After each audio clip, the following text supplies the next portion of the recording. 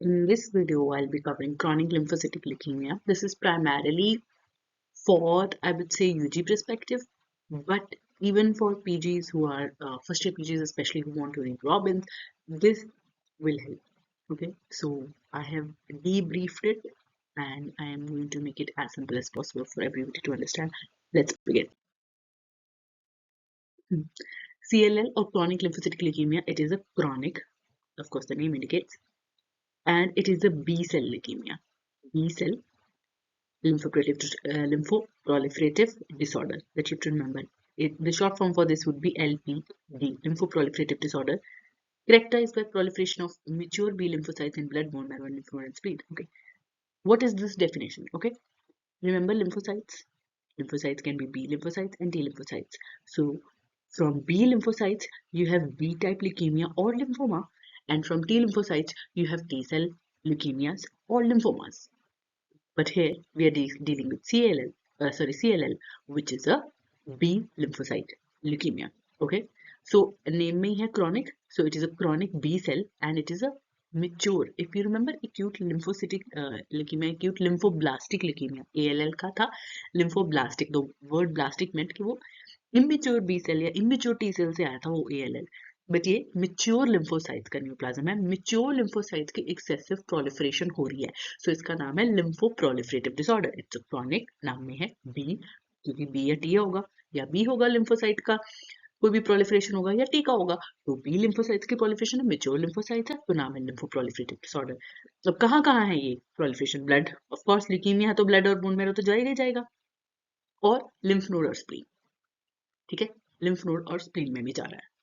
It is a cumulative disease of low proliferative activity with defective apoptosis.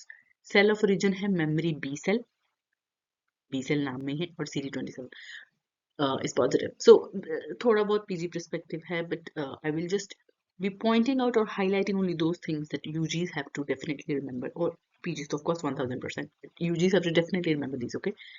Most common form of chronic leukemia in the West is CLL. The classic case of present है कि older कोई male आया, okay, older male in 50-60s. There is male preponderance and the age group is 69 or 70 years, right? Most of the patient, so mean age is 69.6 years, but more than 80% of the patient are in 60 years. So remember, acute myeloid leukemia में हमने क्या किया था? ज़्यादातर patient adults थे, और ALL में ज़्यादातर patient बच्चे थे, less than 6 years था. पर CLL में क्या है? ज़्यादातर patient more than 6 years है और मेल प्रिपॉन्डरेंस है. सो रिमेंबर, क्रॉनिक लिम्फोसिटिक लीकेमिया है, बी सेल्स का है, मेच्योर बी सेल, कौन से वाले lymphocytes? B cell. Mature B cells वाले बी लिम्फोसाइट्स और मेच्योर बी लिम्फोसाइट्स की प्रोलिफरेशन है, इसलिए लिम्फोप्रोलिफरेटिव डिसऑर्डर. कहाँ का है? ब्लड और बोन मैरो तो लीकेमियाज है, तो ब्लड और बोन मैरो तो जाएगा ही, साथ में स्प्लीन और लिम्फ नोड में भी जा रहा है. मोस्ट कॉमन क्रॉनिक लीकेमिया है ये वेस्ट में, और मीन एज है 60 to 70 years. Most of the patient more than 6 years के होते हैं. स्लाइट मेल प्रिपॉन्डरेंस है. These are the key points that you have to remember. Okay. Okay. Next, predisposing factor.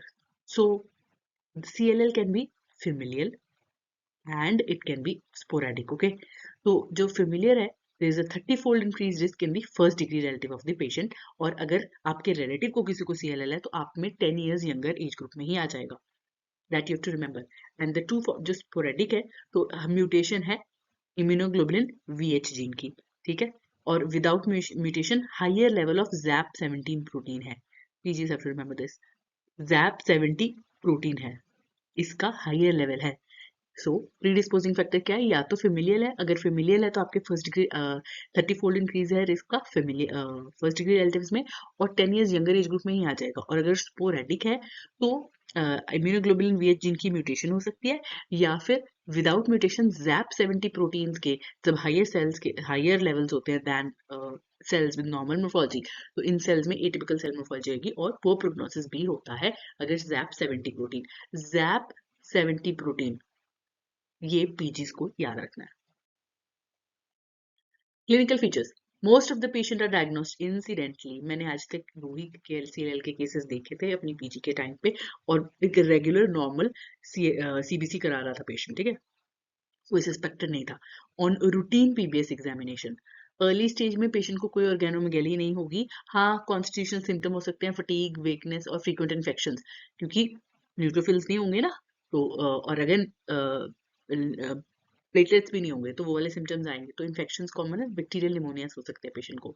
Latest stage में patient को lymph अडेनोपैथी होगी, यानी कि लिम्फ नोड एनलार्जमेंट भी हो सकता है, सर्वाइकल रीजन में या बॉडी में कहीं भी हो सकती है। Discrete, freely movable, non tender and patient को हेपेटोस्प्लेनोमेगाली होगी। all of the leukemias we discussed earlier in the acute leukemias वाली videos also कि हर ल्यूकीमिया में आपको हेपेटोस्प्लेनोमेगाली तो मिल ही जाएगी, बट क्लासिकली स्प्लेनोमेगाली CML में मिलती है, जो हम इसके बाद डिस्कस करेंगे। बाकी मैंने बोला था बॉडी में कहीं पे भी कोई भी लिम्फ नोड एनलार्जमेंट हो सकती है, but classically cervical and supraclavicular, cervical lymph node और supraclavicular lymph node classically involve होंगी। ठीक है। लेस कॉमन है कि टॉन्सिल्स की इन्लार्जमेंट हो सकती है, पेशेंट को एब्डोमिनल मासेस हो सकते हैं अगर रेट्रोपेरिटोनियल या मेसेंट्रिक लिम्फ नोड इन्वॉल्व होगी। रेट्रोपेरिटोनियल या मेसेंट्रिक लिम्फ नोड इन्वॉल्व होगी तो एब्डोमेन के मास। स्किन में इन्फिल्ट्रेशन हो सकती है, अगेन कोई भी ल्यूकीमियास की ये प्रेजेंटेशन हो सकती है, जहां ल्यूकीमिया क्यूटिस किसी भी ल्यूकीमिया की प्रेजेंटेशन हो सकती है। ब्रूजिंग एंड ब्लीडिंग अगर पेशेंट को ऑटोइम्यून थ्रोम्बोसाइटोपेनिया भी हो गया। तो जो क्रॉनिक लिम्फोसिटिक ल्यूकीमिया है ना, ये जो बी सेल के मेच्योर बी सेल्स के जो न्यूप्लाज्म्स होते हैं ना, उनमें ऑटोइम्यून थ्रोम्बोसाइटोपेनिया भी हो सकता है। एक तो थ्रोम्बोसाइटोपेनिया इस वजह से भी है क्योंकि प्लेटलेट काउंट कम है, क्योंकि बोन मैरो में भरे पड़े हैं ये न्यूप्लास्टिक सेल्स। लेकिन कभी कभी ऑटोइम्यून रीजन की वजह से भी थ्रोम्बोसाइटोपेनिया होता है, तो उसमें भी ये B cell mature B cells के जो न्यूप्लास्टिक प्रोडक्शन उसमें हो सकता है ये। ठीक है। अब है पीवीएस के में क्या मिलेगा, हीमोग्लोबिन कम होगी या नॉर्मल भी हो सकती है। लिम्फोसाइटोसिस मिलेगा, ये आपको याद रखना है, 5 मोर देन 5 × 10⁻⁹ या फिर 5000 पर माइक्रोन लीटर, ये तो रॉबिन्स में भी दिया हुआ है, ये नंबर मिलेगा आपको इंक्रीज मोर देन 5000 पर माइक्रोन लीटर या फिर मोर देन 5 × 10⁹ पर लीटर लिम्फोसाइट्स का काउंट मिलेगा। और the presence of a chronic increase absolute increase in the lymphocytes having the typical morphology and immunophenotypic features। या तो आपको इतना ज्यादा लिम्फोसाइटोसिस मिल रहा है 5000 मोर देन 5000 काउंट पर माइक्रोन लीटर या फिर मोर देन 5 × 10⁹ बाय पर लीटर, या फिर ये रिलेटिव है, ये रिलेटिव लिम्फोसाइटोसिस है। फिर एक एब्सोल्यूट है, क्रॉनिक और क्रॉनिकली एब्सोल्यूट इंक्रीज मिल रहा है आपको ब्लड लिम्फोसाइट्स में। ठीक है। अब जो सेल की मॉर्फोलॉजी है वो दो तरह की है, ऑफ कोर्स नॉर्मल साइज के या मीडियम साइज के आपको CLL के जो लिम्फोसाइट्स हैं वो मिलेंगे, जैसे एक नॉर्मल मेच्योर लिम्फोसाइट्स होता है just their count is increased way too much. But एक और तरह के सेल मिलते हैं जिन्हें हम बोलते हैं प्रो लिम्फोसाइट्स। अगर आपको याद हो मैंने पिछली वीडियो में बताया था कि जब भी बी लिम्फोसाइट या टी लिम्फोसाइट मिलता है, पहले प्री होता है, वो फिर प्रो होता है, पहले प्री होता है फिर प्रो होता है, प्री बी या प्री टी या फिर प्री प्रो भी बनता है, तो प्री प्रो भी बनता है, तो उसमें एक स्टेज होती है प्रो लिम्फोसाइट्स। तो cells pro B lymphocyte pro lymphocyte की टाइप का जब, तो वो वाले भी मिल सकते हैं। इनका साइज स्लाइटली मोर होगा than a normal mature lymphocyte, और इसमें क्रोमेटिन क्लम्प्ड होगा रिलेटिवली, और इसमें स्मॉल न्यूक्लियाई भी मिल सकते हैं। जी, दिस इज योर PBS। ठीक है। सडनली इतना काउंट बढ़ा हुआ है और आपको दिख रहे हैं न्यूक्लियाई इन सब सेल्स के अंदर, न्यूक्लियाई, साइटोप्लाज्म तो दिखता ही नहीं है, जैसे नॉर्मल लिम्फोसाइट कभी नहीं दिखता, देखो इन सब के अंदर आपको न्यूक्लियाई मिला है। और एक चीज जो क्लासिकली मिलती है वो है smudge cells. For post graduate you to remember smudge cells तो किसी भी ल्यूकीमिया या लिम्फोमा में मिल सकते हैं जिसमें क्रोमैटिन फ्रेजाइल है। जब भी क्रोमैटिन फ्रेजाइल होगी स्मीयर बनाने पे फट जाती है वो, तो स्मज सेल मिलते हैं। But for you these you have to classically remember कि स्मज सेल या बास्केट वीव वाले पैटर्न जो वाले जो सेल्स मिलते हैं वो क्लासिकली क्रॉनिक लिम्फोसिटिक ल्यूकीमिया मिलते हैं। ये यूजिस को याद रखना है।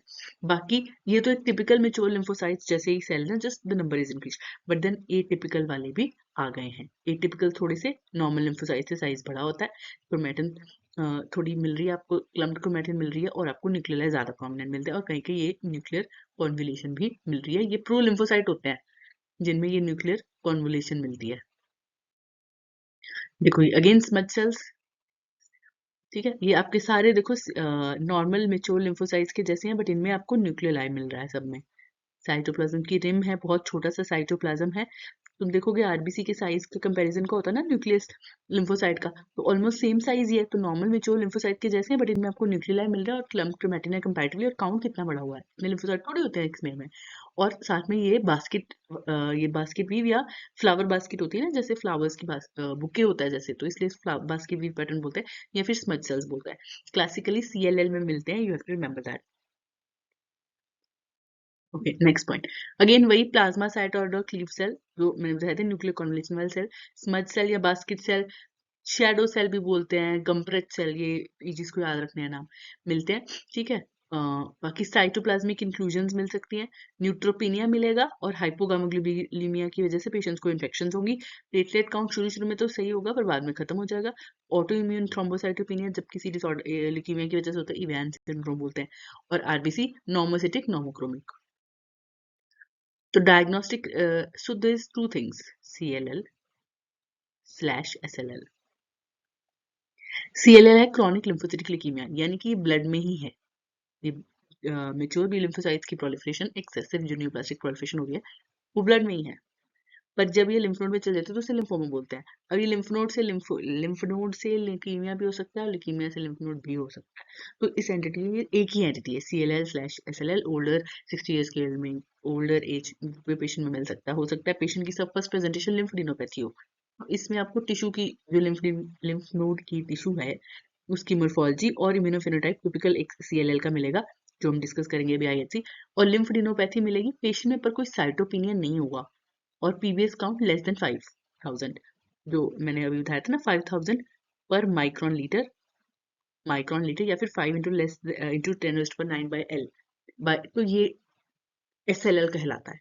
बट CLL में क्या था, ये काउंट ज्यादा था, मोर देन 5 था, और उसमें साइटोपिनियाज भी हमें मिल रहे थे। ठीक है, और पेशेंट को और भी काफी सारे सिम्टम्स थे ना।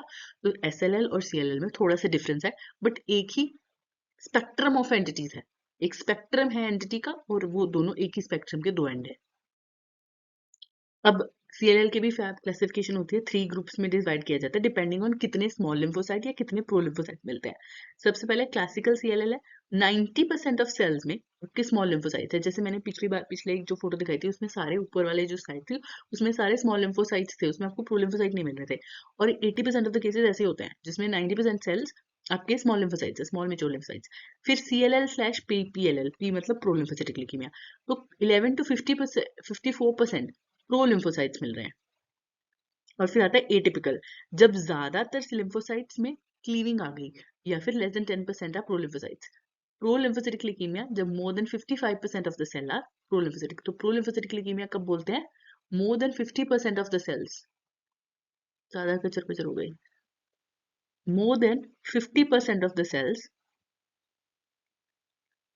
आर प्रोलिम्फोसाइट्स।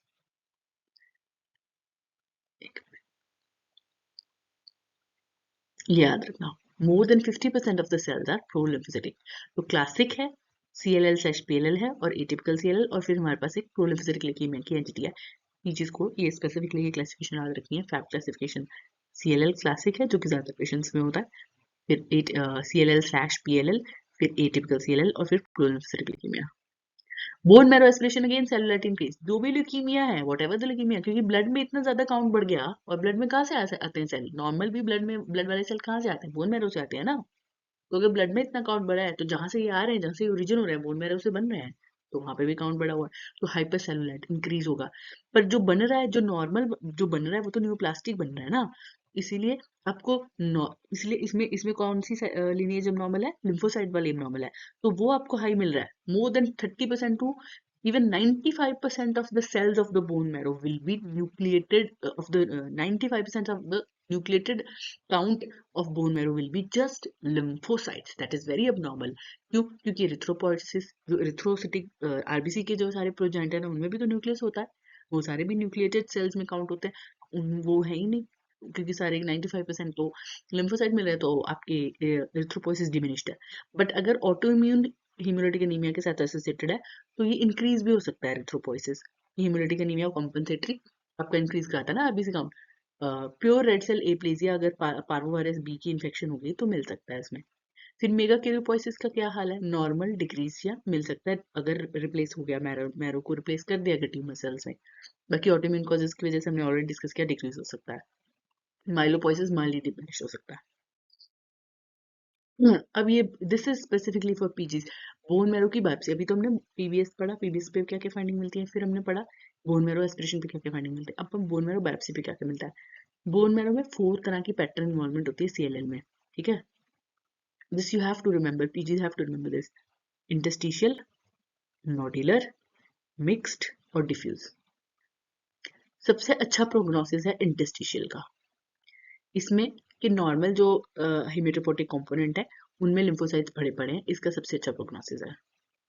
इंटरस्टिशियल कि जहाँ पे जैसे नॉर्मल सेल्स के अंदर बीच बीच में पड़े हुए हैं, ठीक है, बायोप्सी पे आपको नोड्यूल्स है, जब नोड्यूल्स लिम्फोसिटिक जो ल्यूकीमिक न्यूप्लास्टिक जो लिम्फोसाइट्स है उन्होंने गुच्छे गुच्छे बना लिए, नोड्यूल्स बना लिए हैं, एग्रीगेट्स बन गए, तो वो प्रोग्नोसिस तो ठीक है, पर ये सबसे लीस्ट कॉमन है। वेरी गुड प्रोग्नोसिस इंटरस्टिशियल का है। सबसे कॉमन है मिक्स्ड, जहाँ पे नोड्यूलर और इंटरस्टिशियल प्रेजेंटेशन दोनों मिल रही है। पर सबसे गंदा prognosis diffuse sheet, worst prognosis की शीट्स में, डिफ्यूज शीट्स में पड़े हैं lymphocytes, they have completely replaced your marrow, कोई और प्रिकर्सर मिल ही नहीं रहा। 95% जैसे बोन मैरो एस्पिरेशन में मिल रहे हैं, और बायोप्सी में क्या मिल रहा है, शीट्स हैं और कोई हेमेटोपोइटिक कंपोनेंट ही नहीं है। फैट, मैरो में फैट मिलनी चाहिए, वो भी नहीं मिल रही, और हेमेटोपोइटिक जो कंपोनेंट है वो भी पूरा रिप्लेस्ड है बाय लिम्फोसाइट्स, तो इसका वर्स्ट प्रोग्नोसिस है। नोड्यूलर, फिर लिम्फ नोड बायोप्सी, अगर पेशेंट एसएलएल के साथ प्रेजेंट कर रहा है तो इन large lymph node, diffuse effacement of architecture, pseudo follicular pattern मिलेगा, मतलब फुल फॉलिकल्स नहीं है जैसे नॉर्मल जर्मिनल सेंटर्स होते हैं, वैसा नहीं है, सूडो फॉलिकल्स है। Pale areas corresponding to the proliferation centres, interfollicular pattern मिलता है, predominant cell again small lymphocyte है, पर इसमें भी प्रो लिम्फोसाइट्स एंड पैराइम्यूनोब्लास्ट मिल सकते हैं। स्क्रीन में भी जा सकता है। अब इम्यूनोटाइप इसका क्या है, CD5 पॉजिटिव है, और CD19 20 पॉजिटिव है, और 23 पॉजिटिव है। ये याद रखना है, 19 और 20 और 5 और 23, ठीक है। और CD27 इसके ओरिजिन वाले सेल हैं, और ये दोनों फॉलिकुलर सेल मार्कर हैं, इसमें नहीं मिलेंगे। CD30 और ZAP2 का, ZAP70 का वेरिएबल एक्सप्रेशन है। सरफेस इम्यूनोग्लोबुलिन्स का भी वेरिएबल एक्सप्रेशन है, बट क्लासिक जो मार्कर है 20, 5, 23, ठीक है। 25 ऑल्दो वीक है, बट और CD5 की पॉजिटिविटी है और 23 की पॉजिटिविटी है, पीजीज को याद रखना है 25 और 23 की, क्योंकि इससे हम मेंटल सेल लिम्फोमा और फॉलिकुलर लिम्फोमा से इसको डिफरेंशिएट करते हैं। ये डिफरेंशिएट कर रहे हैं CLL from other B cell lymphocyte. अब क्या क्या इसमें, अगेन दिस इज थोड़ा पीजी लेवल का। जेनेटिक एब्नॉर्मेलिटी 13 11Q और 17P की डिलीशन, 6Q की डिलीशन, और ट्राइसोमी हो सकती है, और नॉर्मल भी मिल सकता है, साइटोजेनेटिक्स जरूरी नहीं है कि म्यूटेशन मिलेगी। बस this is something that UGs have to remember, PGs have to remember। PGs को थोड़ा डिटेल में याद रखना है कि CLL की ट्रांसफॉर्मेशन हो जाती है। CLL मेच्योर बी लिम्फोसाइट्स का एक न्यूप्लाज्म है, प्रोलिफरेशन हो रही है, इंसिडेंटल फाइंडिंग है पेशेंट को, क्योंकि सिम्टम नहीं आता, कॉन्स्टिट्यूशन सिम्टम देखा आपने, इसमें पड़े नहीं ज्यादा। अगर कोई खास ऑर्गन कुछ इन्वॉल्व है तो बात अलग है, बट इतने ज्यादा कॉन्स्टिट्यूशन सिम्टम्स इसमें नहीं है, थोड़ा सा कम सिवियरिटी वाला न्यूप्लाज्म है, पर ये गंदी सिवियरिटी वाला बन सकता है। क्लासिक तो उसे बोलते हैं, ट्रांसफॉर्मेशन हो रही है CLL की, जो क्लासिक बनता है DLBCL। अगर आपको लिम्फोमास अगर आपने पढ़े हैं तो आपको याद होगा, उसमें सबसे गंदा, सबसे गंदे तरह की मोर्फोलॉजी वाले जो सेल्स हैं, और सबसे गंदा प्रोग्नोसिस वाला जो न्यूप्लाज्म लिम्फोमा है, वो है diffuse large B cell lymphoma. उसमें ये ट्रांसफॉर्म कर जाता है, कोई म्यूटेशन हो जाती है, कुछ ना कुछ डबल हिट हाइपोथेसिस भी होता है इसमें, फिर या तो प्रोलिफेरेटिव ल्यूकीमिया बन गया, या ये एक्यूट ल्यूकीमिया बन गया, या फिर ये मल्टीपल माइलोमा भी बन सकता है, कोई भी बी सेल वाला न्यूप्लाज्म ये बन सकता है, तो वो ट्रांसफॉर्मेशन है। बट जीएस जब CLL DLB सेल में बनता है, उसे बोलते हैं रिचटर्स ट्रांसफॉर्मेशन, ठीक है। ये क्लासिक है रिचटर्स ट्रांसफॉर्मेशन, ये याद रखना है। That was all for CLL. I will make a separate video and save it. All the best.